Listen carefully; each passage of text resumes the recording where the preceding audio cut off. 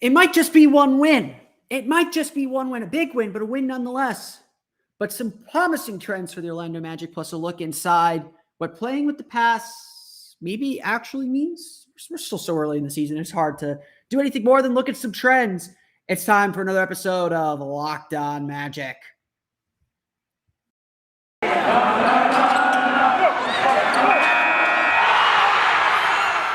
You are Locked On Magic, your daily Orlando Magic podcast, part of the Locked On Podcast Network, your team every day.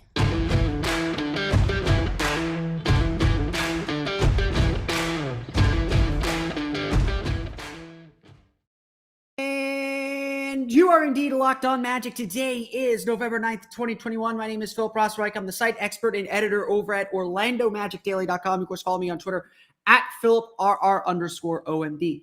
On today's episode of Locked On Magic, we're going to talk about some positive trends for the Orlando Magic. We'll talk about why Sunday's game wasn't just the kind of beginning of something. It was the culmination of growing confidence within the team that finally manifested itself in a huge win.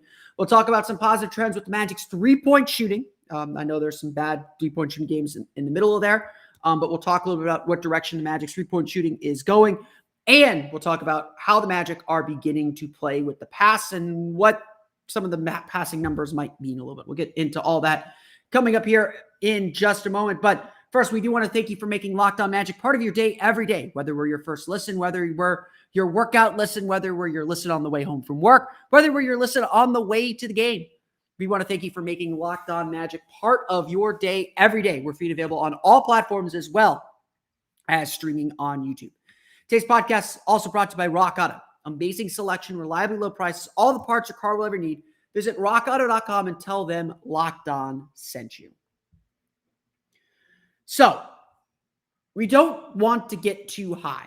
That's what NBA players always say. NBA players always say, in this league, with how many games there are, there's always an opportunity to get better. There's always an opportunity to get worse. Steve Clifford would always say, in the NBA, things can change like that. And I did just snap my fingers if you're not watching on YouTube. Things could change very, very quickly. And one bad week can erase one good week or even two good weeks, to be honest, very, very, very quickly. So there's very much a don't get too high, don't get too low thing. The Magic, we felt really good. We felt really good after the win over Minnesota, only for the Magic to lay a couple offensive eggs against Boston and San Antonio. The Magic just beat a really good Utah Jazz team, but now they get to face a really good, and although they just lost to the Chicago Bulls, Brooklyn Nets team. There's still obviously a lot of work to do and a lot of things that the Magic have to clean up and the Magic have to clear up and the Magic have to improve upon to get ultimately where they want to be. But having said that, this is a young team. We're looking for positive signs. We're looking for signs of growth. And certainly the Magic have shown that. Even just 11 games into the season with these very small sample sizes still. Orlando has done some really positive things. I do think they're worth pointing out because Sunday's game wasn't, just a blip on the radar. Some aspects of it certainly might be a little blippy, might be a little bit of anomalies. It's the NBA season. Everyone's going to have a good game. Everyone's going to have a great game. It's about consistency. It's about what you can do every single night. The Jazz had a bad game. That happens in the NBA. You catch teams on certain nights. But the Magic in that game and really for the last couple of weeks have shown some positive signs. Let me point out some of them to you here. We talked a lot about the defense last week. I know pal David Locke at Locked On Jazz really appreciated that note that the Magic's defense had improved and were looking a lot better than their numbers. I want to update some of those numbers for you. In the last 6 games, I believe it is, since the Magic's first one, so the last 9 games, so we take out the blowout loss to the San Antonio Spurs, we take out the blowout loss to the New York Knicks, the Orlando Magic are giving up 106.2 points per 100 possessions. So in their last 9 games, giving up 106.2 points per 100 possessions. That puts them 15th in the league in defensive rating. Now, there's been some stinkers in there too. There's been some bad defensive games. But considering that the Orlando Magic want to build this project on their defense, right now, again, we're not saying the Magic are world beaters defensively. We're not saying the Magic are killing anybody defensively. right now the Magic are playing really well defensively, are relatively well defensively, or at least they're trending back in the right direction. Remember, I said at the beginning of the season, my goal for the Orlando Magic, I would like to see them finish at or near the top half of the league in defensive rating. Again, we're throwing out 2 games in a relatively small sample size, but the Magic are achieving that goal. Their defense has been, not legitimately solid. I wouldn't say good yet. There's still a lot of holes. They still make a lot of mistakes. They're still giving up a ton of points. But it's been better. And it's certainly moving in the right direction. In fact, the last 4 games, the Orlando Magic have given up a defensive rate or an offensive rating of less than 110 points per 100 possessions. I know offenses are struggling a little bit more around the league right now, but that is still really good.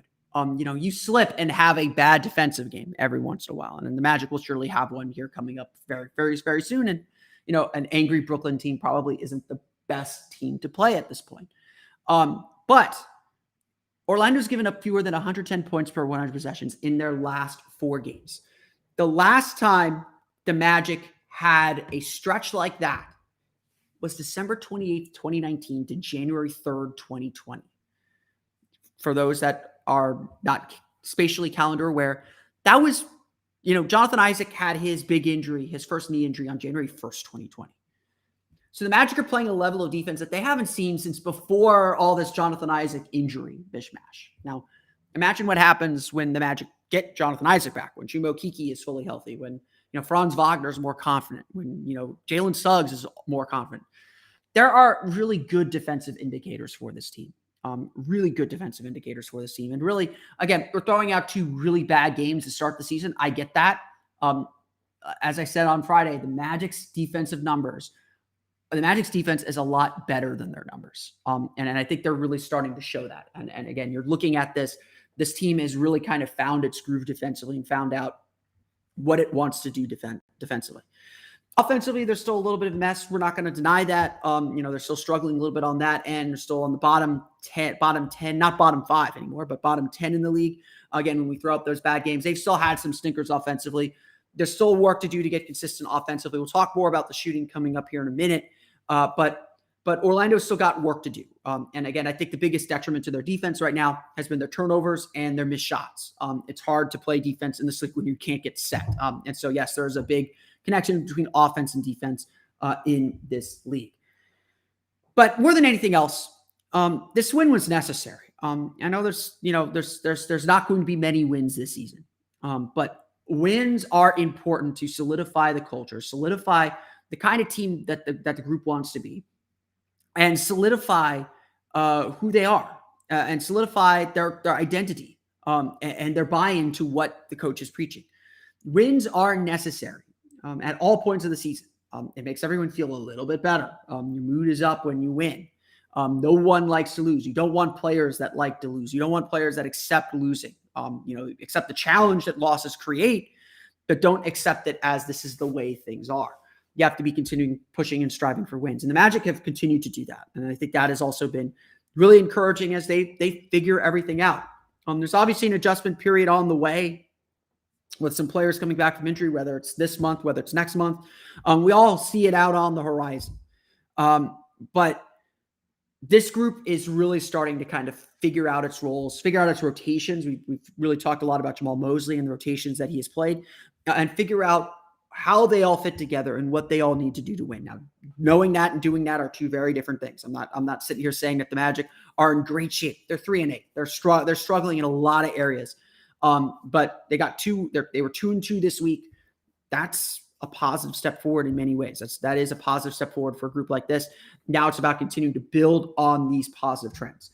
I didn't talk about the 3-point shooting because I want to get to that next. We'll talk about how the Magic's 3-point shooting is starting to resemble more modern trends around the league and how the Magic might actually be an okay shooting team this year. We'll get to that coming up here in just a moment. But first, a quick word from our pals at Truebill. Now, do you know why free trials renew without your consent? It's a business scam out to get you. Don't let greedy corporations pocket your money. Download Truebill to take control of your subscriptions.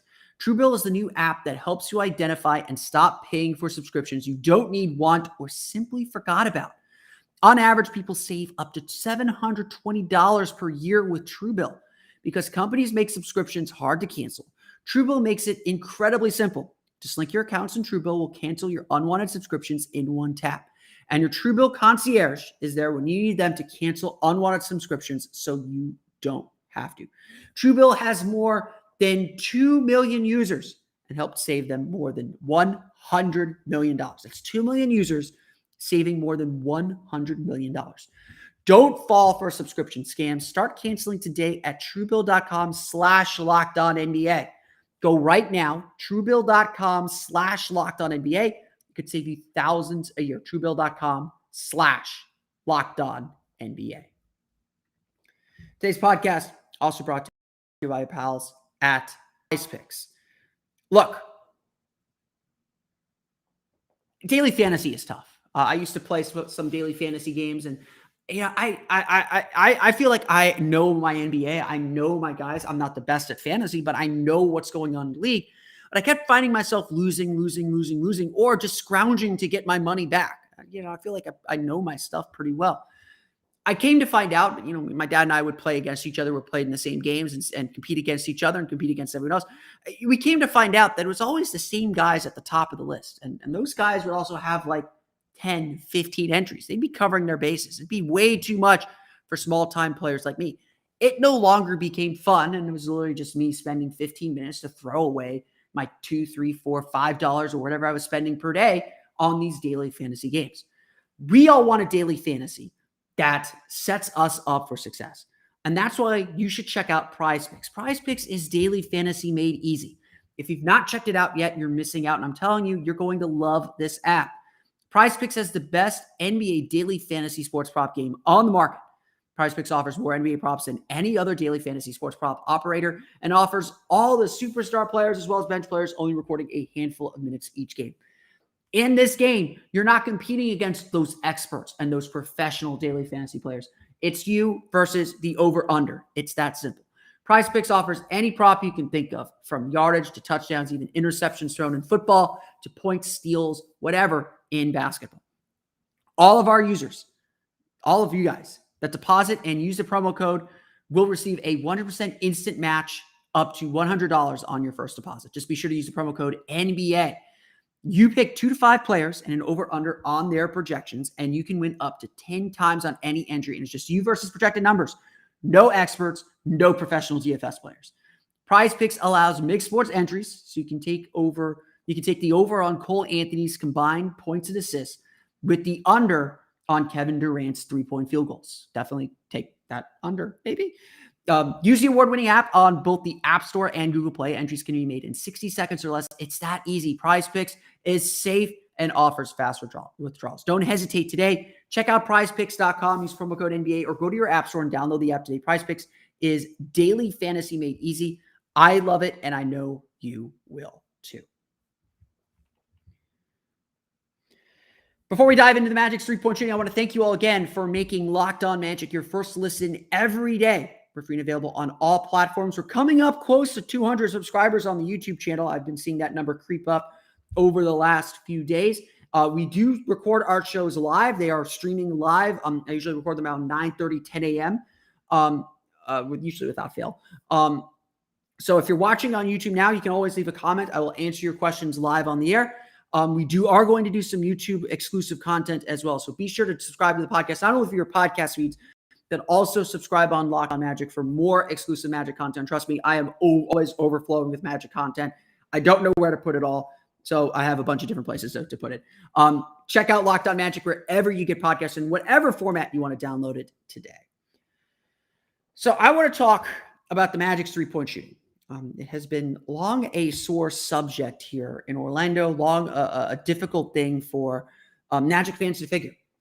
This Orlando Magic franchise under Stan Van Gundy and Dwight Howard revolutionized the league in 2009. And I truly believe that. They revolutionized the league in 2009, proving that you can win in this league with a three-pointer as a primary weapon. It's the three-point shot as a primary weapon, and obviously three-point shooting is taken off from there. But ever since Dwight Howard left, ever since the Magic traded away Dwight Howard, Orlando's been one of the worst three-point shooting teams in the league. In fact, it's a running joke that the Magic do not focus on adding three-point shooters. Victor Oladipo, Aaron Gordon, Elfrid Payton, all non-shooters. Bill Bamba was at least a little bit of a shooter. Jalen Suggs is supposed to be a shooter. I think the jury might still be out on that. But the Magic, notably, not been a great shooting team. This year, though, something's been a little bit different. Now, obviously, percentages are down throughout the entire league. And there's a number of reasons for that. I do think that the new basketball is having at least a minor effect on teams' three-point shooting. But something else has kind of begun to emerge. No, Orlando is still not the greatest three-point shooting team in the world. They've shot themselves out of plenty of games. And I think, especially that Boston game, even in that San Antonio game, the Magic relied a little too heavily on the three-point shot. They took a few too many by my book. I still think that there are proper numbers around 32, 33 attempts per game. But when you look at the percentages, by percentages, the Magic are actually doing the best they've done in a really long time.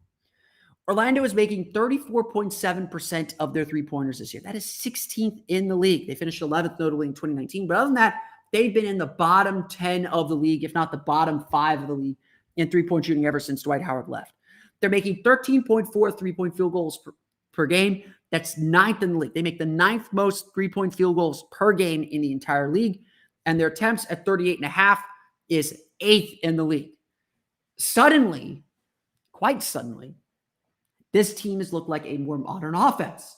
Whether they are taking too many threes, whether they can make all these threes, it isn't so important because right now we're just looking for the outlines of what this team's going to be and how it's going to function. The Magic are looking like a modern offense. They're taking a lot of threes. They're making their fair share. Their percentages are at least within the league average or within the pack of the league. Dare I say this is a decent shooting Magic team?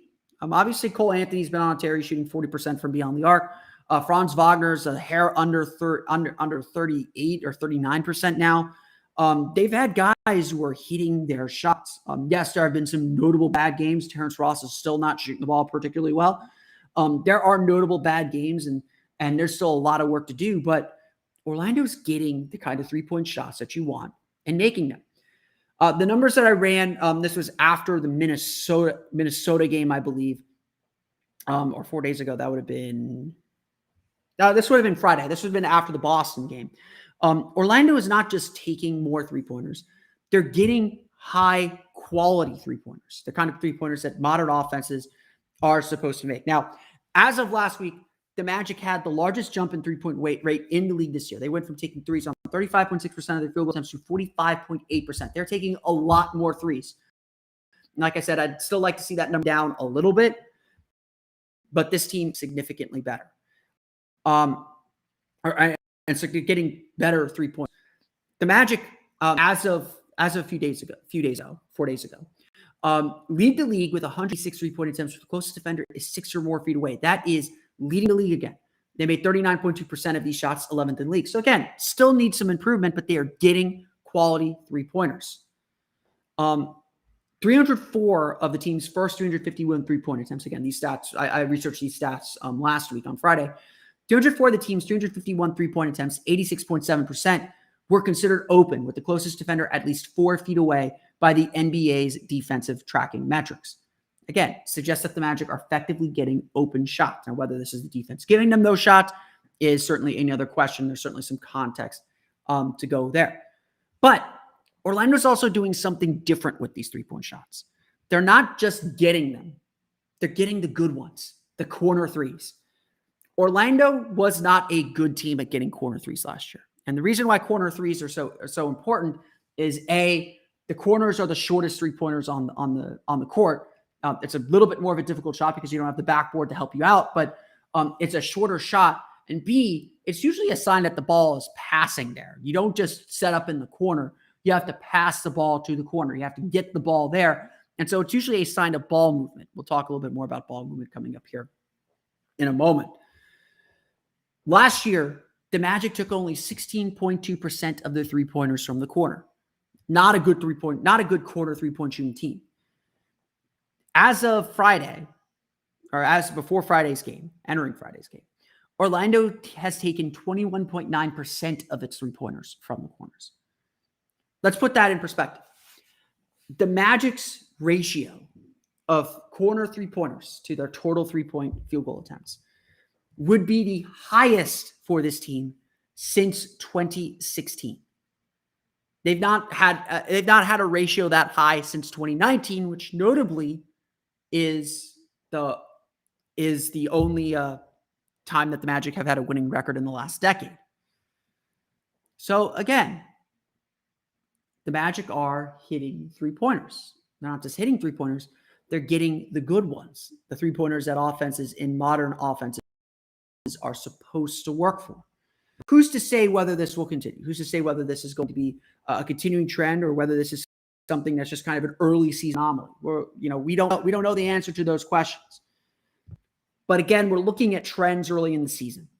And the Magic's ability to get to the corners, the ability to move the ball to get to the corners and get good three-point shots, and the willingness to take this many three-pointers is certainly a sign or I take it as a sign that there is something to the offense that Jamahl Mosley's trying to build and something to the offense that Jamahl Mosley's trying to create. We're not expecting perfect yet, for sure. There's a lot of bad moments. There's a lot of settling for threes. Again, I think there's definitely a change of mindset that is going on with this team. But Orlando is starting to add some more modern and progressive concepts to their three-point strategy and to their three-point shooting. And more importantly, they're playing with the pass, as Jamahl Mosley would say. And it's that's showing a lot of interesting trends as well. And we'll dive into those numbers coming up here in a minute. I see some comments here in the chat section. Just want to make sure I'm going through that. Got some talk about the draft here. We have a comment about the Magic starting lineup.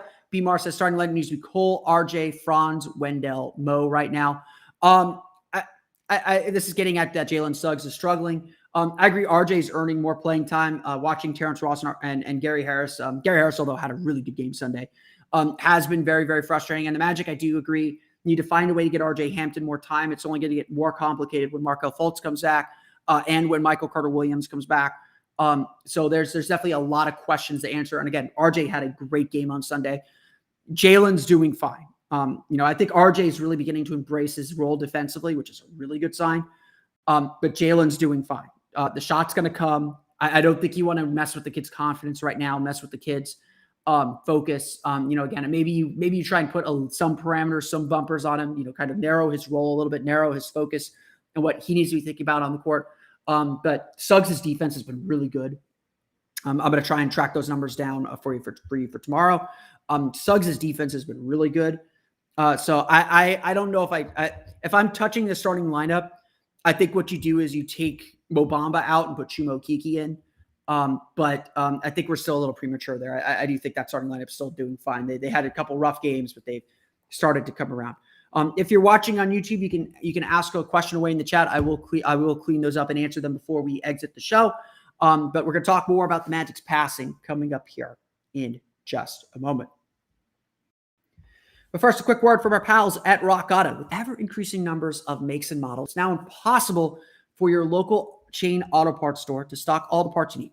So why endure often pointless or seemingly intimidating questioning and wait while the person behind the counter orders the parts on their computer, choosing the only brand their warehouse happens to carry? You have computers with access to rockauto.com at home and in your pocket. So save time and money when using Rock Auto.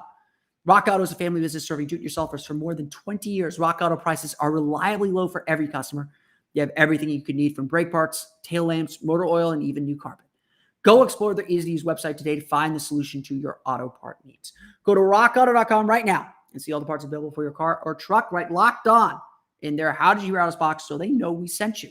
Amazing selection, reliably low prices, all the parts your car will ever need at rockauto.com. Jamahl Mosley laid out three things, throughout the offseason, throughout training camp, about trying to describe generally what his offense would be about. And I think we're still learning it. So, again, I don't want to, I'm trying to define these terms because I want to use the coach's terms and then be able to explain them to you. He said we're going to play with pace, space, and the pass. Pace would mean the intensity with which you're running things, not the number of possessions per 48 minutes. The Magic are down on the bottom end of pace, and I agree they need to bring that up a little bit, but that's not what he's referring to by pace.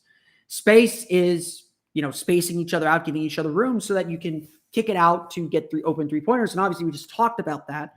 The three-point shots are really falling and they're getting the quality three-point looks that they want to get. But what does it mean to play with the pass? And how do you measure that exactly? The NBA has some great tracking stats, tracking passes, but passing the ball is not necessarily correlative with winning. In fact, I think after the San Antonio game, or after the Boston game or after the San Antonio game, Mosley said that the team was overpassing. There is a happy medium to passing. We all know that this is not an isolation team. We all know that the Magic are not going to be able to beat teams in isolation. They're not going to just dump the ball off to a guy on the mid post and say, go get a basket with one on one side and four on the other. That's not this team. That's not who this team wants to be. They have to be able to play with the pass. And so some early numbers then tell us a little bit about where this team is at. Entering Sunday's game, and actually, no, this is actually exiting Sunday's game. The Magic this year averaged 287.3 passes per game, according to tracking data from Second Spectrum, which is on NBA.com. And that's 13th in the league. Again, that's pretty good. And in fact, that's a significant increase over last year. Last year, the Magic averaged 269.5 passes per game. It's 26th in the league. For those of you that say, oh, well, that's because Evan Fournier was a ball stopper or Nikola Vucevic was a ball stopper, there's something to that. I will admit that. I think the Magic obviously had a guy that they could dump the ball into in the low post and be confident that he will make a good play and make a good basket. And Nikola Vucevic, the Magic don't have that anymore. They need to be able to move the ball to get guys open. So, again, context here really matters. Trying to figure out what these numbers mean really, really matter. And anyways, the Magic might be passing the ball a lot, still only making 41.9% of their shots. Now, like I said, the offense has been a little bit better over the last, if you take out some of those bad games, so they've had some bad offensive games, and obviously the shooting numbers kind of reflect that. Against the Spurs on Friday, the Magic had just 23 assists. According to Second Spectrum, they had 50 potential assists. They obviously shot 36.5%, where the closest defender was 4 more feet away. They weren't getting good shots in that game. They weren't passing the ball with effectiveness and with purpose. That was the same deal in the Boston game, tallying 48 potential assists, according to NBA.com. The Magic made only 15 to 48 shots for the closest defender more than 4 feet away. You got to make shots at the end of the day, or your passing is irrelevant. In the game against the Jazz, too, they made only 246 passes, which was well below their average, but they came up with 39 potential assists and a 9.8% assist-to-pass ratio. Again, I think the Utah game was weird because the Magic weren't passing the ball that effectively. So, again, it's all a mishmash of saying, what does playing with the pass mean? What does it mean to play with the pass? Because these passing numbers don't exactly tell a great story. They passed the ball decently well against the Spurs, but couldn't hit shots. They didn't pass the ball particularly well against Celtics. They still couldn't make shots. They didn't pass the ball very well at all against Utah, at least by their averages, and they made shots and they were able to win that game. It's the quality of pass obviously matters in the raw number of passes. So, just seeing the team move the ball for the sake of moving the ball isn't going to do anything. It's about purpose. Steve Clifford talked about it a lot. I think Mosley's even used this term, purpose of play. What are you trying to accomplish in a possession? What are you trying to accomplish with how you're moving the ball, with what you're doing? Those are the big questions. Those are the big things that matter with passing. When you watch a game, ask yourself, what is the value of this pass? Is this just a pass to move the ball? Is this, how is this moving the defense? How is this cutting through the defense? And that's really what I think they mean by playing with the pass. You can't just pass to pass the ball. I can pass to you, pass it back to me, pass it back to you, pass it back to me. That's a pass. That's not doing anything. The defense isn't reacting to it. The defense isn't changing because of it. The Magic, without a gravity-sucking player, have to beat you by using second actions, by beating you with the pass, by making incisive passing. And again, one of the big things from that game on Sunday was Wendell Carter's 6 assists. That stuff matters. But Orlando is doing a lot better job passing ball. I think even though, even having said all that, the fact that raw passing number is way up does suggest that the team is making a concerted effort to move the ball, that the team is making a concerted effort to be a different kind of offensive team. And obviously, there's still a lot to figure out. I'm not sitting here saying the Magic are doing everything right, and it's just about making shots. Making shots helps a lot. It's important to make shots. But it's really, really important, too, that the Magic keep up passing and keep moving the ball with purpose. It's going to be really, really interesting. As some people are pointing out, doesn't increased passing equate increased turnovers? Not necessarily. Easy riding with Uncle Doc. It is, if you go look, I mean, you can, all these numbers are publicly available. You go to nba.com/stats, click on the team stats, and then click on tracking. And that'll pull up, and then you can pull up the passes from that submenu. There's a lot of submenus. It can be a little bit of a difficult site to navigate. But more, yes, more passing does increase the chance for turnovers because you're moving the ball a lot more. But it doesn't. But the thing with those passing stats and why they're so hard to read is they're not necessarily correlative. The Portland Trailblazers last year, pretty good team, not the best team in the world, but pretty good team, had the fewest passes in the league. But they also have Dame Lillard and CJ McCollum, and they got good isolation players. The Golden State Warriors, I believe this year, have the most passes in the league, or average the most passes per game in the league. They can be a little bit of a high turnover team, but they're not necessarily a high turnover team. So you always, I think with those stats specifically, and why I'm pointing them out and why I'm trying to like look at individual games, was essentially to say that you got to look at the individual team context. Look, like that's why I wanted to bring out the potential assists, because that shows like, hey, the Magic were getting good look or getting shots off of their passing, but they weren't making them. So the field goal percentage was way down. The field goal percentage was really low. You're passing to get open shots. So I try to pair those numbers with the other numbers, and you can see my full article on OrlandoMagicDaily.com where I discuss this a little bit more. I try to pair those numbers up a little bit to give those passes context, because yes, you're right. For some teams, overpassing leads to turnovers. I think the Magic's biggest issue with turnovers is off of drives and getting stuck in drives. And yes, you're passing back out. But if I'm not mistaken, I'd have to double check, but I'm not. I think that passing number does include turnovers, but I'm not 100% sure on that. So I don't want to comment too further. But again, that's a really good point. That's a really good piece of context to add into it and to consider when thinking about these. We do have a question from Shannon Thomas that I do want to address here. And yesterday's postgame, so Sunday's postgame interview, it sounded like Cole was saying RJ is not happy with his role. It also seemed like he was making a point to mention, did you catch that? Any concerns? I did catch that. I did hear that. I think, yes, he's a young player. He wants to play. I think the Magic have done a great job putting him in the games, trying to find ways to get him in the games. But I understand that there's a little bit of frustration that he's not playing as much. I wouldn't want a player that's riding on the bench that has as much potential and talent that RJ Hampton does.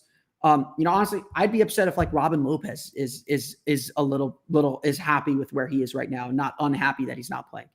I don't think it's much of a concern. I think that it's everyone. I think we've got a rookie coach who's still learning how to manage these things. I think we got a lot of young players who are hungry to prove themselves, and RJ earned every one of his minutes in that fourth quarter. He played fantastic in the fourth quarter.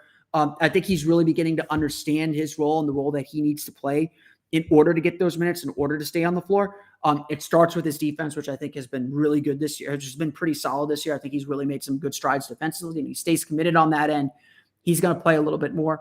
But at the end of the day, like if a player's not playing, I want them to be a little bit upset. Now, you can take that anger, you can take that frustration and use it in a negative way, and say like, oh, I'm going to pout. I'm not going to pass the ball. I'm going to be in business for myself, as they would say in the wrestling industry.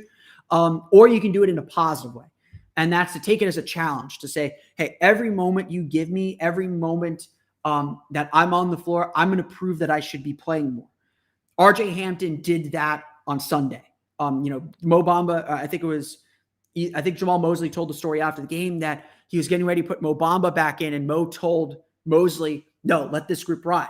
And that proved to be a very good decision. RJ Hampton, I thought, played fantastic in that fourth quarter. Did everything that you would ask him to. Obviously, he made shots, which makes everyone look good. that his defense especially was really, really good. And he played with a lot of positive energy, played with a lot of energy to say, again, to make that statement like, hey, I want to play. It's a long NBA season. Someone like RJ Hampton is going to go through these ups and downs. And, I think there was a little bit of a glut at that spot. It's only going to get worse with Markelle Fultz and Michael Carter-Williams coming back. There's going to be a lot of difficult things for Jamahl Mosley to manage coming up here in the next few months, the next few weeks. But I do think that RJ is approaching this the right way. I want him to want to play. I want him to be a little bit upset that he's not playing. Look, I was on record. I was telling people, like, I kind of think RJ Hampton's going to be out of the rotation, which I was a little bit concerned about because I think he should play. I think he's good enough to play. And obviously, I think the most important thing for RJ Hampton right now is to get time on the floor. The Magic haven't necessarily put him in the best positions this year. They tried him out at point guard. He's not a point guard. I think we can say that pretty definitively at this point. But I think Hampton has done a really good job working on the things he needs to work on to get on the floor more. He should play the next game. He's earned more playing time with how he played on Sunday. And of course, we'll just see how that all shakes out and see how that goes for him. Like I said, the earlier commenter said he thinks RJ should be starting. I'm not there yet. I think RJ's still making a lot of mistakes offensively. RJ would probably admit that too. But I think he takes that as a challenge and something that to improve upon rather than something to pout about. Now, again, I don't think we're near that level. I think everyone's still really bought into what this team is trying to do and what Jamahl Mosley is trying to do. And I think that has obviously helped this team play a lot better than we would expect. That's going to do it for me today, though. I want to thank you all again for listening to today's episode of Locked On Magic. Of course, find us on Twitter at Locked On Magic. Subscribe to the podcast and Apple Podcasts, Stitcher, TuneIn, Himalaya, Google Play, Spotify, Odyssey, and all the fun places to download podcasts to your podcast-enabled listening device. You can find me on Twitter at PhilipRR_me. And, of course, for the latest on the Orlando Magic, be sure to check out OrlandoMagicDaily.com. You can follow us there on Twitter at OMagicDaily. I got to get to Magic practice, so I'm going to leave you all here. Now that Locked On Magic is done, you can go check out the latest episode of Locked On Fantasy Basketball. Josh Lloyd hosting #1 daily fantasy basketball show on the planet. It's free and available on all platforms today. Thank you all again for listening to today's episode of Locked On Magic. For Orlando Magic Daily and Locked On Magic, this has been Philip Rossman-Reich. We'll see you all again next time for another episode of Locked On Magic.